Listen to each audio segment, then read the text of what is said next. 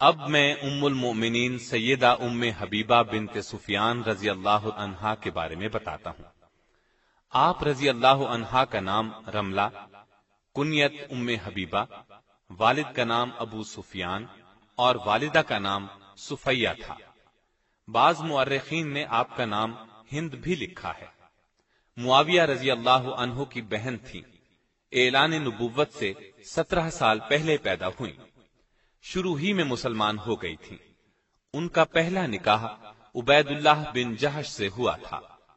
دونوں میاں بیوی بیک وقت مسلمان ہوئے اور دونوں نے ایک ہی وقت میں ہجرت حبشہ کا شرف حاصل کیا۔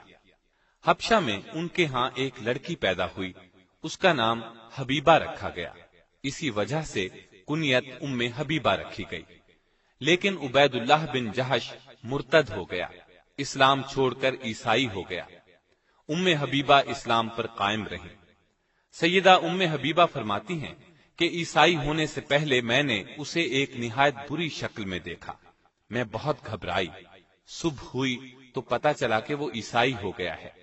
میں نے اپنا خواب اسے سنایا کہ شاید توبہ کر لے، لیکن اس پر کوئی اثر نہ ہوا۔ شراب و کباب میں مشغول ہو گیا اور اسی حالت میں مر گیا۔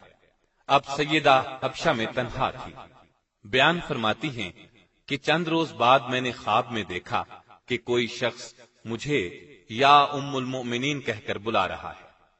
میں بہت گھبرائی۔ جب میری عدت ختم ہو گئی تو مجھے نجاشی کے ذریعے سے نبی صلی اللہ علیہ وسلم کا پیغام پہنچا۔ سیدہ ام حبیبہ نے آپ کا پیغام منظور کر لیا۔ آپ کے پاس یہ پیغام نجاشی نے اپنی باندی ابرہہ کے ذریعے بھیجا تھا۔ آپ رضی اللہ عنہا نے منظور کرتے ہوئے چاندی کے کنگن، پازیب اور انگوٹھیاں وغیرہ اتار کر اسے انعام میں دے دی۔ شام ہوئی تو نجاشی نے سیدنا جعفر طیار اور دوسرے مسلمانوں کو جمع کر کے خود ان کا نکاح پڑھا۔ 400 دینار مہر مقرر ہوا، جو اسی وقت رسول اللہ صلی اللہ علیہ وسلم کی طرف سے خالد بن سعید رضی اللہ عنہ کو دے دیے، جو کہ ام حبیبہ کی طرف سے وکیل تھے۔ اس طرح یہ نکاح ہوا۔ لوگ اٹھنے لگے تو نجاشی نے کہا، ابھی بیٹھیے، انبیاء علیہم السلام کی سنت یہ ہے کہ نکاح کے بعد ولیمہ بھی ہونا چاہیے۔ چنانچہ کھانا آیا۔ ولیمے سے فارغ ہو کر سب رخصت ہو گئے۔ چنانچہ سیدہ ام حبیبہ جب مدینے آئیں تو تمام حالات اور واقعات کہہ سنائے۔ آپ صلی اللہ علیہ وسلم سن کر مسکراتے رہے۔ نجاشی نے سیدہ ام حبیبہ کو شرحبیل بن حسنہ کے ساتھ آپ کی خدمت میں بھیجا تھا اور اپنی طرف سے انہیں گھریلو سامان بھی دیا تھا۔ یہ نکاح 6 ہجری کے آخر یا 7 ہجری کے شروع میں ہوا۔ اس وقت آپ رضی اللہ عنہا کی عمر 36 یا 37 سال تھی۔ ابن حیثمہ نے اپنی تاریخ میں مصعب بن عبداللہ کے حوالے سے لکھا ہے کہ رسول اللہ صلی اللہ علیہ وسلم نے ام حبیبہ سے نکاح کیا تو اس زمانے میں ان کے والد ابو سفیان مسلمان نہیں ہوئے تھے۔ سیدہ ام حبیبہ صورت اور سیرت دونوں کے لحاظ سے ممتاز تھی۔ آپ رضی اللہ عنہا کی روایت کردہ احادیث 65 ہیں۔ آپ کو اسلام اور رسول اللہ صلی اللہ علیہ وسلم سے بہت محبت تھی۔ یہ اسلام سے محبت ہی تو تھی کہ ان کا شوہر عبید اللہ عیسائی ہو گیا تھا، لیکن یہ برابر اسلام پر ثابت قدم رہی، شوہر کے عیسائی ہونے اور علیحدگی کی پرواہ نہ کی۔ اسلام سے محبت کا ایک اور ثبوت بھی ملتا ہے کہ فتح مکہ سے پہلے سیدہ کے والد ابو سفیان صلح کی شرائط طے کرنے کے لیے مکے سے مدینے کی طرف روانہ ہوئے۔ آپ صلی اللہ علیہ وسلم نے صحابہ کو خبر دی کہ ابو سفیان مکے سے صلح کی مدت بڑھانے اور عہد کو مضبوط کرنے کے لیے آ رہا ہے۔ ابو سفیان اس وقت تک مسلمان نہیں ہوئے تھے۔ مدینے میں پہنچے تو اپنی بیٹی ام حبیبہ کے گھر بھی گئے تو رسول اللہ صلی اللہ علیہ وسلم کا بستر بچھا ہوا تھا۔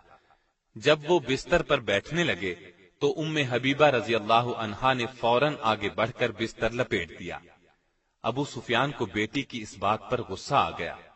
تیز لہجے میں بولے، بیٹی تو نے بستر کیوں لپیٹ دیا ہے؟ بستر کو میرے قابل نہیں سمجھا یا مجھے بستر کے قابل نہیں سمجھا؟ سیدہ نے جواب دیا، ابا جان، یہ دنیا کی مقدس ترین ہستی رسول اللہ صلی اللہ علیہ وسلم کا بستر ہے، اس پر ایک مشرک جو شرک کی نجاست سے آلودہ ہو نہیں بیٹھ سکتا۔ یہ سن کر ابو سفیان جھنجلا اٹھے اور غصے میں بولے، اللہ کی قسم، تو میرے بعد بہت سی خرابیوں میں مبتلا ہو گئی ہے۔ سیدہ ام حبیبہ رضی اللہ عنہا نے جواب دیا، میں خرابیوں میں مبتلا نہیں ہوئی، اور ان کے غصے کی پرواہ نہیں کی اور کہا، میں کفر کے اندھیرے سے نکل کر اسلام کے نور ہدایت کی روشنی میں داخل ہو گئی ہوں۔ اور تعجب ہے، آپ قریش کے سردار ہو کر پتھروں کو پوجتے ہیں، جو سنتے ہیں نہ دیکھتے ہیں، کسی کا کچھ بنا سکتے ہیں نہ کچھ بگاڑ سکتے ہیں۔ آپ حدیث پر شدت سے عمل کرتی تھی، دوسروں کو بھی اس کی تاکید کرتی تھی۔ وفات کے وقت سیدہ عائشہ رضی اللہ عنہا اور سیدہ ام سلمہ رضی اللہ عنہا کو بلایا اور فرمایا، مجھ میں اور تم میں وہ تعلقات تھے جو سوکنوں میں ہوتے ہیں، ہم میں کبھی کبھی بتقاضائے بشریت کوتاہی ہو جاتی تھی، اس لیے مجھے معاف کر دیجئے اور میرے لیے دعائے مغفرت کیجئے۔ اس پر سیدہ عائشہ رضی اللہ عنہا نے فرمایا، تم نے مجھے خوش کر دیا، اللہ تمہیں بھی خوش رکھے۔ آپ رضی اللہ عنہا فطرتاً نیک تھی، ان کی ایک حدیث سے دین کی محبت کا اندازہ ہوتا ہے۔ فرماتی ہیں، میں نے رسول اللہ صلی اللہ علیہ وسلم سے سنا ہے، جو شخص دن اور رات میں 12 رکعت نماز نوافل ادا کرے، اس کے لیے جنت میں گھر بنایا جائے گا۔ اس کے بعد فرماتی ہیں، جب سے میں نے آپ صلی اللہ علیہ وسلم سے یہ بات سنی، ہمیشہ نوافل پڑھے، کبھی ان کو ترک نہیں کیا۔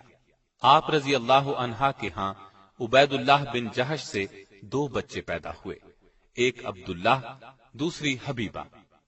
44 ہجری میں مدینے میں انتقال فرمایا۔ اس وقت ان کے بھائی سیدنا امیر معاویہ کی خلافت تھی۔ وفات کے وقت عمر 73 سال تھی۔ اللہ تعالی کی ان پر ہزارہا رحمتیں ہیں۔